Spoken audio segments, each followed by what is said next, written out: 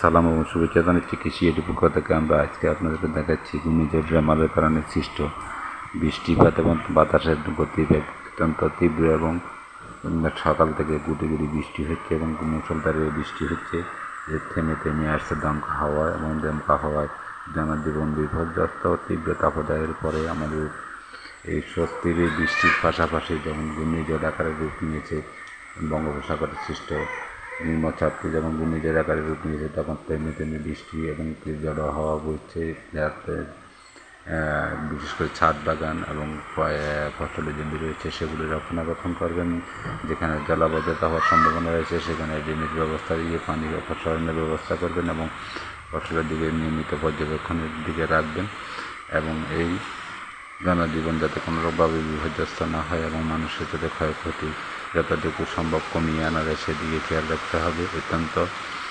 ভয়াবহ আকারে যে আইলা এবং সিডারের মতো ভয়াবহ রূপ নেওয়ার কথা ছিল সেদিকে আল্লাহ পাক যেন আমাদের সবাইকে হেফাজত করে সেদিকে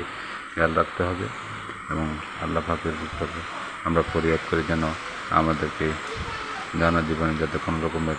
ভয়াবহ বিপদের দিকে না ঠেলে দেয় সেদিকে আল্লাহ পাক আমাদেরকে কবুল করে নিক এবং অত্যন্ত এই গতি বেগ সম্পূর্ণ বাতাসের কারণে যাতে কাঁচা পাকা ঘর রয়েছে সেদিকে খেয়াল রাখতে হবে, সতর্ক থাকতে হবে যাতে কোনোভাবে এই ঝড়ের প্রকোপে যাতে এই ঘর বাড়িগুলো ভেঙে না যায় সেদিকে খেয়াল রাখতে হবে এবং আল্লাহ যাতে আমাদের সবাইকে রক্ষা করে হেফাজত করে সেদিকে খেয়াল রাখতে হবে। দেখুন যে মুষলধারে বৃষ্টি হচ্ছে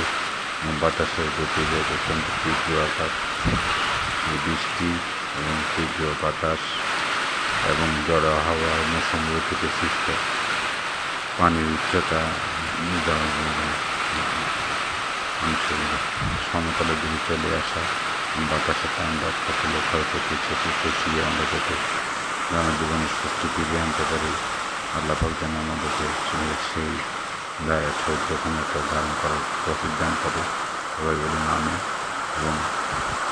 আমরা আপনাদের দেখাচ্ছি অত্যন্ত গতিবেগ সম্পূর্ণ এই ঘূর্ণিঝড় রেমালের ক্ষয়ক্ষতি যদি কম হতে পারে তা হচ্ছে দিকে যাতে আল্লাহ পাক আমাদেরকে রক্ষা করে এবং আল্লাহ পাকের কাছে ফরিয়াদ করি এবং আমাদের ফসল আমরা নিয়মিতভাবে আমাদের কৃষকের আস্থা এবং ভালোবাসার আপ্রাণ চেষ্টা রক্তদান করে ফসলটাকে নষ্ট না হয় সেদিকে খেয়াল রাখতে হবে এবং যাতে যারা মাছায় সবজি চাষ করেন যাতে যাতে রক্ষণাবেক্ষণ করতে পারেন সেদিকে খেয়াল রাখতে হবে এবং আমরা বিদেশিতে আপনার দেখাচ্ছি কিছু ফসলের ক্ষয়ক্ষতির চিত্র এবং বিকেল নাগাদ যদি আরও ক্ষয়ক্ষতি হয়ে থাকে সেটি পুষিয়ে নেওয়া যায় সেই পরিকল্পনা করতে হবে এবং পরিকল্পনামূলক কাজ করে আমাদেরকে সামনের দিকে এগিয়ে যেতে হবে। আর এই ধারাবাহিকতা আমরা বিদেশিতে আপনাদেরকে দেখাচ্ছি কিছু ফসলের ক্ষয়ক্ষতির চিত্র এবং বাতাসের তাণ্ডব থেকে আমাদের সবাইকে যাতে হেফাজত করে সেটি খেয়াল রাখতে হবে এবং আমরা বিদেশিতে কিছু খানিক চিত্র তুলে ধরেছি এবং সারা দেশে আরও ভয়াবহ আকারও বিভিন্ন জায়গায় হচ্ছে। আপনারাও আপনাদের ভিডিওর মাধ্যমে এগুলো দেশবাসীকে দেখার সুযোগ করে দেবেন এবং এই গতিবেগ যাতে কমে আসে সে আল্লাহ পাকের কাছে সে ফরিয়াদ করবেন এবং সবাই মিলে সবার জন্য দোয়া করবেন যাতে আমরা সুস্থভাবে সুন্দরভাবে জীবনযাপন যাতে আমাদের বিঘ্নিত না হয় সেই দিকে আল্লাহ পাক আমাদেরকে কবুল করে এই কথা ব্যক্ত করে আমরা ভিডিও শেষ করছি। ধন্যবাদ সবাইকে। আসসালামু আলাইকুম।